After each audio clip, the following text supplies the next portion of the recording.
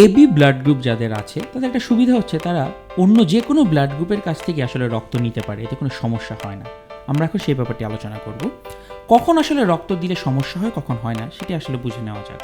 প্রথমেই আমাদের রক্তের মধ্যে এ বি হিসাবে এ বি নানা রকম অ্যান্টিজেন থাকে, যারা আমাদের জন্য চোর হিসাবে কাজ করে। অর্থাৎ এরা হচ্ছে বাহির থেকে শরীরে ঢোকা বস্তু, কারণ যখন রক্ত দেওয়া হয় তখন আরেকজনের শরীর থেকে তোমার শরীরের ভিতরে কোনো একটা জিনিস ঢুকিয়ে দেওয়া হচ্ছে, তো সেই জিনিসে তোমার জন্য চোর হিসাবে কাজ করছে। আর অ্যান্টিবডি হচ্ছে পুলিশ, যেটা তুমি তোমার শরীর থেকে তৈরি করছো সেই চোরগুলোকে মেরে ফেলার জন্য। কখন ব্লাড দেওয়া সফল হয়? যদি তুমি যেই ব্লাডটা দিচ্ছ এবং যার বডিতে দিচ্ছ, এই দুইজনের অ্যান্টিজেন এবং অ্যান্টিবডি যদি বিক্রিয়া না করে, তখন হচ্ছে ব্লাড দেওয়াটা সফল হয়ে থাকে।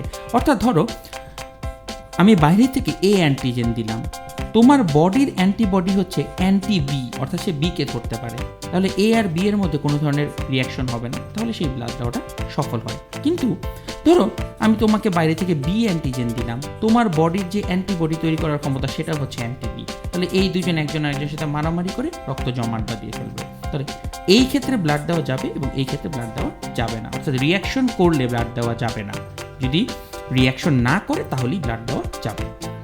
এ বি ব্লাড গ্রুপের ক্ষেত্রে লক্ষ্য করো, এ বি ব্লাড গ্রুপের এ বি দুইটা অ্যান্টিজেনও আছে। যেখানেই সবচেয়ে সুবিধা, তার কোনো অ্যান্টিবডি থাকে না, অর্থাৎ এ বির কোনো পুলিশও নেই। একটু চিন্তা করে দেখো, ধরো একটা দেশের কোনো পুলিশ নেই, তাহলে দুনিয়ার যত প্রান্তের যত চোর আছে সবগুলো পালিয়ে সেই দেশে আসার চেষ্টা করবে। কারণ কি? সেই দেশে এসে সব চোর বেঁচে যেতে পারবে, কারণ তার কোনো পুলিশ নেই। এ বির ভিতরে অ্যান্টিবডি অর্থাৎ কোনো পুলিশ নেই।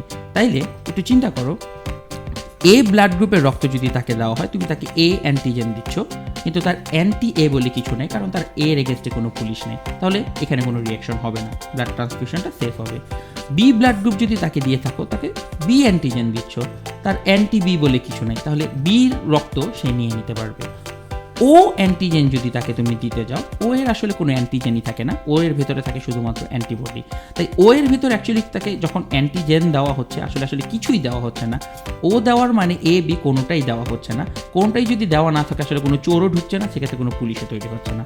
তাহলে এ বি ব্লাড গ্রুপকে যদি এ বি ও এই বিভিন্ন ব্লাড গ্রুপের রক্ত দেওয়া হয়, সে কোনোটার এগেইনস্টে কোনো রিয়াকশন দেখায় না। এর মেইন কারণ হচ্ছে এ বি ব্লাড গ্রুপের ব্যক্তিদের নিজেদের শরীরের ভিতরে এ আর বি এর এগেনস্টে কোনো পুলিশ থাকে না। যেহেতু পুলিশ থাকে না, তাহলে সে চোরের এগেনস্টে কোনো বিদ্রোহ করে না, আর এই বিদ্রোহ না করলেই আসলে রক্তটা দিয়ে দেওয়া যায়। তাহলে এ বি ব্লাড গ্রুপকে বলা হয়ে থাকে ইউনিভার্সাল রিসিপিয়েন্ট বা সর্বজনীন গ্রাহক।